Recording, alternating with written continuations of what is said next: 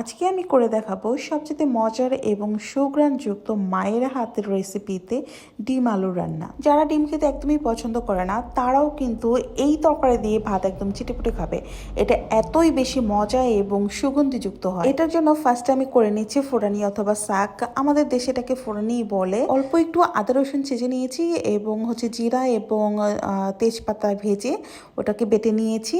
এরপর লাগছে আপনার পেঁয়াজ, কাঁচামরিচ, তারপরে একটু টমেটো। এরপর আমি ডিমটা ভেজে নিলাম। ডিমটা ভেজে নেওয়ার পরে কিন্তু আমি আলুটাও একটু ভেজে নিব। আলুটা একটু ব্রাউন কালার করে ভেজে নিতে হবে, তাহলে খেতে কিন্তু অনেক বেশি মজা লাগবে। তো এইভাবে আমি আলুটাকে সুন্দর করে ব্রাউন কালার করে ভেজে নিয়েছি অল্প তেলে। এরপর অন্য একটা ফ্রাই প্যানে আমি তেল দিয়ে এটার মধ্যে পেঁয়াজ দিলাম। এটা এখন সুন্দর করে ভাজা ভাজা করব। ব্রাউন কালার হলে আমি এখানে একটু আদা রসুনের পেস্ট দিয়ে দিলাম। দেন এটাকেও সুন্দর করে ভাজতে হবে।